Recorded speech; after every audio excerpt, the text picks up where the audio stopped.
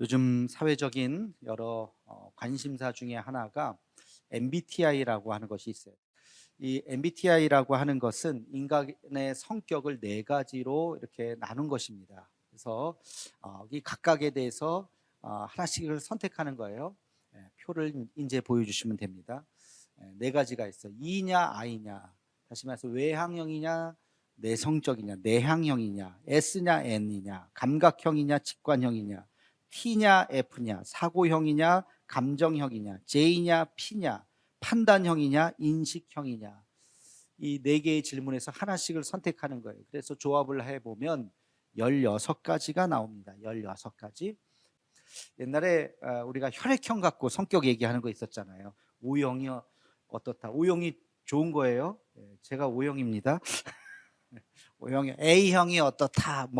뭐 그러는 거. 네 가지보다는 이게 16가지니까 훨씬 더 다양할 수는 있어요. 근데 제가 이 MBTI를 검사를 몇 번 해봤는데요. 할 때마다 저 스스로도 제가 헷갈릴 때가 많아요. 내가 외향형인가 내향형인가. 제가 외향형인 것 같아요, 내향형인 것 같아요. 저도 모르겠어요. 사람들, 아는 사람들하고 있을 때는요, 제가 말이 많아요. 막 얘기도 하고 막 즐겁게. 근데 모르는 사람들하고 있으면요, 제가 굉장히 샤이합니다. 되게 수줍음을 많이 타요. 믿으실지 모르겠지만 되게 제가 이렇게 말도 없고 되게 부끄러워하고 마이크 주면 되게 막 이렇게 거부감이 있고 막 그렇습니다. 내가 과연 외향형인가 내향형인가. 원래 이것은 에너지의 방향이라 그래요. 사람들하고 함께 있을 때 막 힘이 넘치고 즐겁고 에너지가 넘치느냐, 사람들하고 만나고 오면 막 기가 빨려가지고 막 힘들어 하느냐. 근데 그것도 그래요. 어떤 사람하고 만나면 너무 힘이 넘치는데 어떤 사람하고 만나면 너무 힘들어요. 1시간이 막 10시간 같아. 사람에 따라서 다른 거지 내 성향하고 관계가 있을까? 그런 생각을 하기도 합니다. T냐 F냐. T는 사고형이거든요. 분석하고 사고야 하고, F는 굉장히 감정적인 거예요. 감성이 먼저 있는 거예요. 이것도 헷갈려요. 어떨 때는 내가 머리가 팽팽 돌아서 막 이렇게 분석하고 막 숫자로 막 얘기하고, 저도 그럴 때가 있고, 어떨 때는 그런 것도 다 무시하고 그냥 뭐 다 하면서 막 눈에서 눈물이 핑 돌 정도로 저도 또 그러기도 하고, 내가 T인가 F인가 나도 헷갈릴 때가 있어요. 근데 사실 이 MBTI는 그냥 참고 정도만 해야지 이걸 가지고 막 그냥 모든 사람을 다 재단하려고 하면 안 되죠. 이것을 이분법의 오류라 그래. 이분법. 둘 중에 하나를 무조건 선택해야 되는 거예요. 선택하지 못하는 경우가 우리의 삶에 굉장히 많거든요. 근데 우리는 성향적으로 이분법을 좋아하는 것 같아요. 이쪽이야 저쪽이야.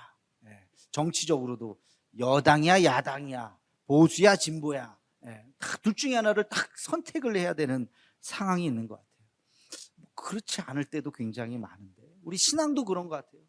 신앙도 굉장히 첨예한 대립 중에 하나가 과연 구원이 믿음이야 행위야. 믿음이야 행위야. 여러분, 구원이 믿음입니까 행위입니까? 믿음이에요. 믿음인가? 행위인가? 그럴 때 딱 떠오르는 말씀이 하나 있죠. 목사님, 구원은 믿음이죠. 로마서 1장 17절. 오직 의인은 믿음으로 말미암아 살리라. 여러분, 이 말씀이 딱 떠오르는 사람은 성경 공부 열심히 하신 분이에요. 지난번에 이신칭의 아닙니까? 믿음 아닙니까? 그래요. 그 말이 맞아요. 근데 로마서 2장 13절은 어떻게 하실래요? 로마서 2장 17절, 13절 말씀 우리 함께 읽겠습니다. 시작. 하나님 앞에서는 율법을 듣는 자가 의인이 아니요 오직 율법을 행하는 자라야 의롭다 하심을 얻으리니. 아멘. 어떤 사람이 의로운 사람이라고요? 그 율법을 행하는 자가 의롭다고, 듣는 자가 의로운 것이 아니라는 거예요. 오늘 본문 말씀 로마서 2장 6절에도 보면 하나님께서 각 사람에게 그 행한 대로 보응하실 것이다. 행함에 대해서 이야기를 하고 있습니다. 자, 그러면 로마서 1장 17절이 맞는지 로마서 2장 13절이 맞는지, 바울도 헷갈리게 같은 서신 안에 두 가지 말을 다 썼단 말이에요. 구원이 과연 어디서부터 오느냐? 여러분, 이것은 양자택일의 문제가 아니에요. 둘 중에 하나를 꼭 선택해야 되는 문제가 아니에요. 구원의 정의가 달라서 그렇습니다. 구원이라고 하는 것은 행위와 믿음을 섞으면 돼요. 이렇게 말할 수 있어요. 구원은 행위로 완성된 믿음이다. 한번 따라해 볼까요? 구원은 행위로 완성된 믿음이다. 자, 구원은 믿음이에요. 믿음으로 얻는 거예요. 근데 어떤 믿음이에요? 행위로 완성된 믿음이에요. 그러니까 우리가 믿음으로 얻는다, 그 말이 틀리지 않아요. 근데 그 믿음은 행위로 완성된 믿음이라는 것이에요. 그러니까 로마서는 믿음만 강조한 책도 아니고 행위만 강조한 책도 아니에요. 다시 말해서 이 믿음이요, 행위에 떨어져 있으면 믿음이 아니에요.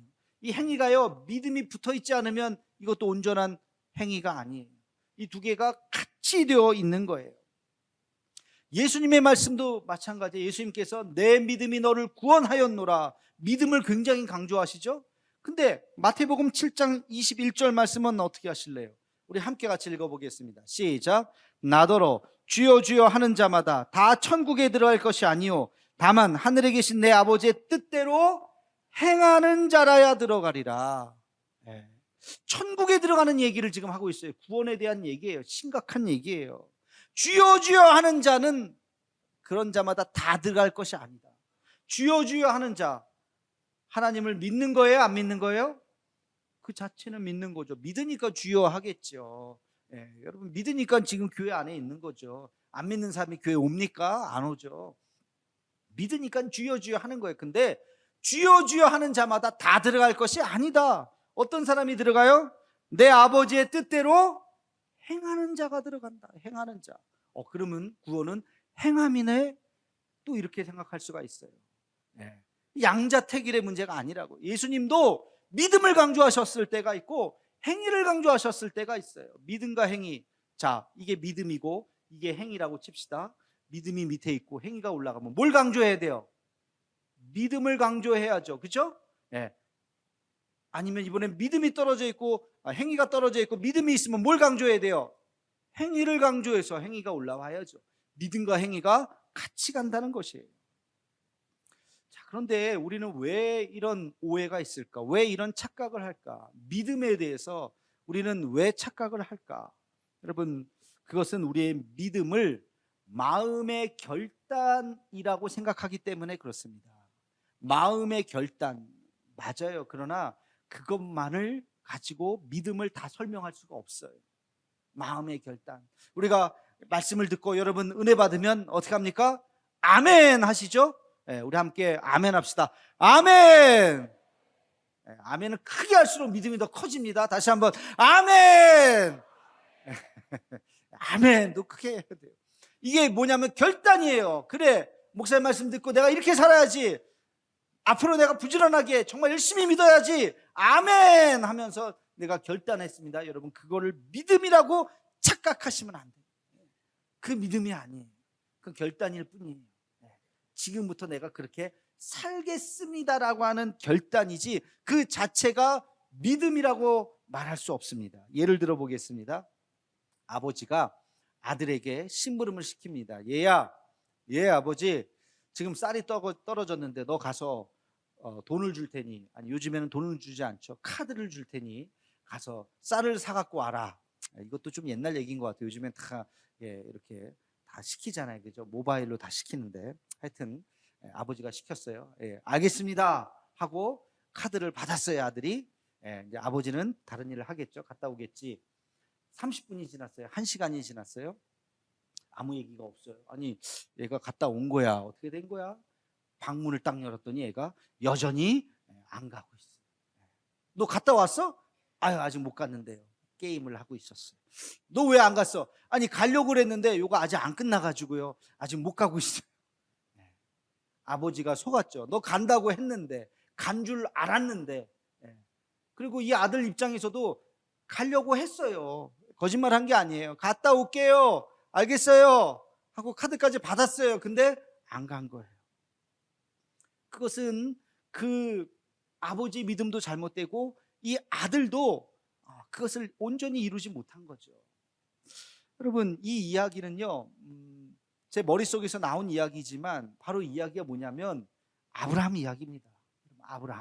하나님께서 아브라함에게 말씀하셨어요. 창세기 12장 1절 말씀 잘 알죠. 너는 너의 본토 친척 아비집, 너의 고향과 친척과 아비집을 떠나서 내가 너에게 지시할 땅으로 가라 그러셨죠. 그러면 너의 이름을 창대하게 할 것이고 너는 복의 근원이 될 것이고 너는 수많은 민족의 조상이 될 것이다. 하나님께서 아브라함에게 복을 주셨어요. 아브라함이 어떻게 했습니까? 그 말을 듣고 아멘, 알겠습니다, 하나님 가겠습니다 했어요. 근데 생각해 봅시다. 만약에 그 말을 듣고 짐을 쌉니다. 짐을 싸는데 이걸 가져가야 되나? 며칠 동안 하는 거지? 어디로 가는지도 모르는데 필요한가? 뺐어요. 어떤 건 또 넣었어요. 빼고 넣고 하다 보니까 내가 이걸 며칠 어디로 가야 되는지를 몰라. 그러다가 하루가 지났어요. 다시 또 짐을 쌉니다. 짐을 싸다가 열이 좀 나네. 몸이 좀 컨디션이 안 좋네. 몸이 좀 건강해진 다음에 다시 가야지. 또 한 이틀을 지났어요. 그 다음에 또 짐을 싸려고 그러는데 내가 지금 그 기억도 흐릿해져. 하나님의 말씀도. 가야 되는 거야? 말아야 되는 거야? 간다고 대답은 했는데 그러다가 망설이다가 만약에 안 갔다고 칩시다. 그러면 아브라함은 믿음의 조상이 될 수 있어요? 없어요? 없어요.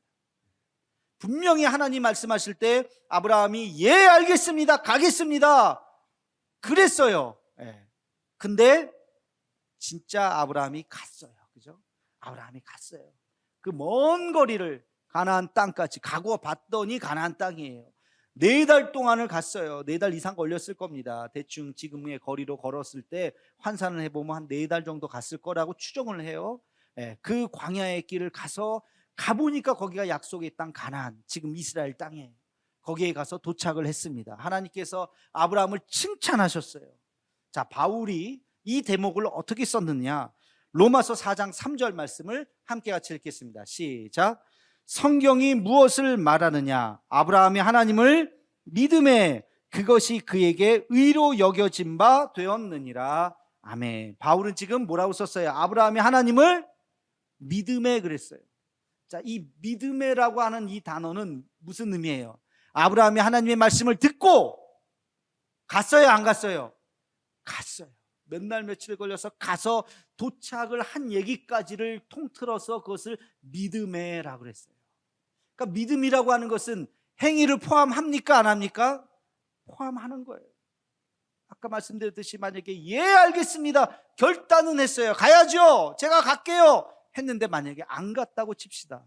그러면 아브라함이 하나님을 믿은 거예요? 안 믿은 거예요? 안 믿은 거예요. 말로만 믿은 것이 안 믿은 거예요. 그러니까 믿음이라고 하는 것은 단순히 결단과 의지만을 말하는 것이 아니라 행함까지 했을 때 그것이 온전한 믿음이라는 거죠. 그래서 구원은 어떻게 얻느냐? 행함으로 완성된 믿음으로 얻는 거예요. 말만 주여 주여, 말만 아멘 아멘 해놓고서 교회를 떠나면 똑같아요. 예수님 안 믿는 사람하고 똑같이 살아. 아무렇지도. 그러면 그 사람 믿음이 있을까요? 없을까요? 없어요. 아무리 아멘을 크게 한들 없어요. 자, 한번 이 말씀을 적용을 해봅시다. 베드로전서 5장 7절 말씀에 이런 말씀이 있어요. 우리 함께 읽겠습니다. 시작. 너의 염려를 다 주께 맡기라. 이는 그가 너희를 돌보심이라. 아멘. 여러분 이 말씀을 믿으십니까? 소리가 적어요. 다시 한번. 이 말씀을 믿으십니까? 아멘. 어떤 말씀인데? 염려를 주께 맡기라는 거예요. 그러면 어떻게 하신다고요? 하나님이 우리를 돌보실 것이다. 다시 한번. 할렐루야. 아멘. 믿습니다, 주님. 자, 그러면 우리가 아멘 했어요. 그러면 믿음이 있는 것처럼 느껴지만 진짜 믿음이 있으려면 어떻게 해야 돼요? 여러분 그 말씀대로 살아야죠. 염려, 근심, 걱정을 다 주님께 맡겨야죠. 더 이상 나는 염려하지 않습니다. 염려하는 사람에게 나타나는 게 뭘까요? 불안과 두려움이에요. 여러분 마음속에 불안과 두려움이 있습니까? 아직 염려를 맡기지 못한 거예요. 염려를 하나님께 맡겼다면 불안하지 않아요. 두려워하지 않아요. 그럼 내 마음속에 무엇이 있을까요? 염려를 다 하나님께 맡기면 은혜와 감사, 기쁨이 충만한 거예요. 할렐루야 하면서 기쁨이 충만한 거예요. 다시 한번 묻겠습니다. 여러분 염려를 하나님께 맡기셨습니까? 네, 그러면 두려워하지 마세요. 불안해하지 마세요. 뭐가? 하나님이 우리를 돌보신다 그랬는데, 전능하신 하나님이 우리를 돌보시는데 뭐가 두려워하겠어요? 그렇죠? 네. 그게 진짜 믿음이라고요. 그게 그냥 말로만 아멘 할렐루야가 아니라, 그렇지, 이 말씀, 이 한 구절이라도 내가 믿어야지. 믿습니다. 이제 나 염려하지 않습니다. 하나님께서 다 하실 줄로 믿습니다. 여호와는 나의 목자시니 내게 부족함이 없습니다. 이 믿음의 고백으로 살아갑니다. 이렇게 고백하는 우리가 되기를 주님의 이름으로 축원합니다. 여러분, 이것이 진정한 믿음이에요. 진정한 믿음이라고 하는 것은 행위를 포함하는 거라. 우리의 삶의 영역까지 모든 것을 포함하는 것입니다. 제가 말씀을 묵상하다 보니까 이런 질문을 또 하게 돼요. 그러면 이 믿음이라고 하는 것이 한 번 나에게 오면 영원히 끝까지 가는 것인가? 내가 죽을 때까지, 주님 오시는 그날까지 이 믿음이 한 번 나에게 오면 끝까지 가는 것일까? 여러분, 그렇지 않습니다. 절대로 착각하시면 안 돼요. 믿음이라고 하는 것이요, 달라져요. 믿음이 한 번 우리에게 오는 순간이 있어요. 이 주님을 영접하고 눈물을 흘리면 내가 죄인이라고 하는 것을 고백하고 예수님이 나의 구원자라고 하는 것을 고백하는 어느 순간이 있어요. 자, 그게 믿음이라고 생각해 봅시다. 여러분, 그 믿음, 어떤 형상으로 한번 이미지를 생각해 보신다면, 여러분, 그 믿음이요, 시간이 쭉 지나가면서 믿음이 더 커지기도 하고, 반대로 어떻게 될까요? 믿음이 작아지기도 해요. 믿음이요, 다 불같이, 불덩이같이 막 뜨겁기도 하고요, 반대로 그 믿음이 싸늘하게 식기도 해요. 믿음이요, 크기와 관계없이 병들기도 합니다. 썩기도 해요. 믿음이 썩기도 해요. 여러분, 과일 같은 거, 귤이라든지 뭐 사과 같은 거, 사과는 잘 썩진 않지만 오래 놔두면 썩기도 해요. 상하기도 하잖아요. 그거 귤 같은 거 잘 썩죠. 이렇게 놔두면 처음에는 뭐 탱글탱글하죠. 시간이 한참 지나 보세요. 어떻게 돼요? 막 썩어 문드러지고 냄새 나고, 그렇죠? 그럼 우리 믿음이 그럴 수도 있어요. 믿음이라는 거 잘 관리 안 하면요, 우리 믿음이 있긴 있는데 썩어 문드러져요. 냄새 나요. 그리고 심지어는요, 믿음이 죽기도 해요. 껍데기만 남아요. 그게 믿음이에요. 이 제 얘기가 아니라 성경에 있는 이야기입니다. 실제로 그런 사람이 있었어요. 디모데전서 1장 19절에서 20절 말씀을 함께 읽겠습니다. 시작. 믿음과 착한 양심을 가지라. 어떤 이들은 이 양심을 버렸고 그 믿음에 관하여서는 파선하였느니라. 그 가운데 후메네오와 알렉산더가 있으니 내가 사탄에게 내어준 것은 그들로 훈계를 받아 신성을 모독하지 못하게 하려 함이라. 아멘. 믿음과 착한 양심을 가지라. 근데 어떤 사람들은 그 양심을 버렸고 믿음에 파선했다. 믿음을 배로 비유를 하자면, 그 배가 그냥 막 깨져가지고, 배가 깨진 배가 바다 한가운데 있으면 어떻게 됩니까? 가라앉죠. 그 배가 침몰하는 것처럼 그 믿음이 침몰해 버렸다는 거예요. 그러면서 실명을 이야기합니다. 후메네오와 알렉산더. 누군지는 몰라요. 남자인지 여자인지, 나이가 많은지 적은지 알 바가 없어요. 네. 교회를 오래 다녔는지 그렇지 않은지 몰라요. 근데 이름만 있어요. 아마 이 편지를 읽은 디모데는 누군지 알겠죠. 잘 알겠죠. 그래. 근데 그 가운데 이런 표현을 썼어요. 아마 이 두 사람이 대표고 다른 사람들도 있었던 것 같아요. 후메네와 알렉산더, 내가 그들을 사탄에게 내어줬다. 교회 밖으로 나가게 했다는 거예요. 그리고 왜? 그들이 신성을 모독했기 때문에, 교회 안에서 그냥 하나님을 어지럽히고 교회를 어지럽혔기 때문에, 다시 말하면 그들의 믿음이 변질됐다는 거죠. 처음에는 안 그랬을 거예요. 교회 안에 들어왔을 때는 오셨나요? 너무 좋아요 하면서 막 교회에 아름다운 공동체의 멤버 중에 한 명이었을 거예요. 근데 시간이 지나면서 그 믿음을 잘 보존하지 못했어요. 어느 순간 믿음에 파선했어요. 믿음이 썩어버렸어요. 믿음이 상해버렸어요. 냄새가 나요. 사람들에게 피해를 주기 시작했어요. 후메네오와 알렉산더, 이 두 사람이 그랬다는 것입니다. 여러분, 믿음에 대해서 우리가 늘 조심해야 되지만 특별히 네 가지를 기억하시면 좋겠습니다. 첫째는 게으름이에요. 여러분, 이 게으름은 우리의 믿음을 작게 만듭니다. 다시 말하면 식어지게 만듭니다. 우리 믿음이 점점 커져야 되고 점점 뜨거워져야 되는데, 우리 믿음이 점점 쪼그라들게 만드는 게 뭐라고요? 게으름이에요. 신앙생활은 열심을 품고 주를 섬기라, 열심을 품어야 되는데 점점 게을러져. 기도 생활도 안 하고 예배도 잘 안 나오고 점점 게을러져요. 그러면 우리 육신도 그렇잖아요. 점점 게을러지고 몸이 망가지는 것처럼 우리의 신앙도 마찬가지. 신앙이 점점 쪼그라들어요. 요만해져요. 자기는 몰라요. 내 신앙이 옛날에 이만했는데 그런 줄 알아. 아니요, 신앙은 변한다고요. 지금 그 게으름 때문에 신앙이 요만해졌다고요.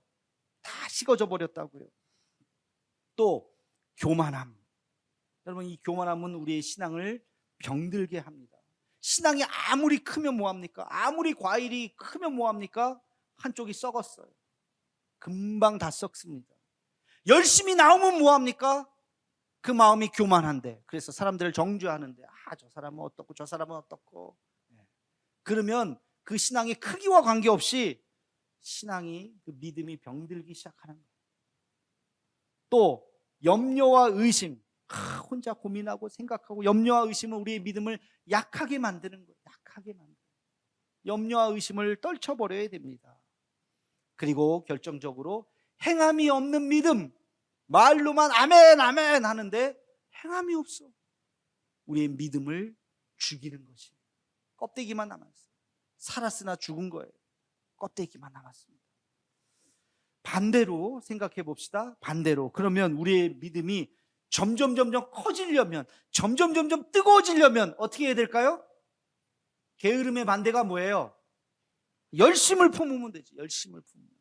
우리 신앙생활 열심을 품고 열심히 하나님 앞에 나오고 기도하고 말씀 보고 그러면 우리의 믿음이 어떻게 된다고요? 점점 커진다고요. 점점 뜨거워져요. 우리의 믿음이 병들지 않으려면, 크던 작던 건강해야 되잖아요. 우리 믿음이 병들지 않으려면 어떻게 해야 될까요? 겸손해야 돼요. 교만해서는 안 돼요. 늘 머리를 숙이고 늘 겸손하면 우리의 신앙이 병들지 않습니다. 그리고 우리의 믿음이 강해지려면 염려와 의심을 떨쳐버려야 돼요. 의심을 버리고 염려, 근심, 걱정 버리고 우리 주님, 전능하신 하나님, 나와 함께 하시는 주님, 나를 사랑하시는 그 주님을 붙잡을 때 우리의 신앙이 건강할 줄로 믿습니다. 이것을 꼭 붙잡아야 돼요. 그리고 우리의 믿음이 펄떡펄떡 살아있는 신앙이 되려면, 살아있는 믿음이 되려면 어떻게 할까요?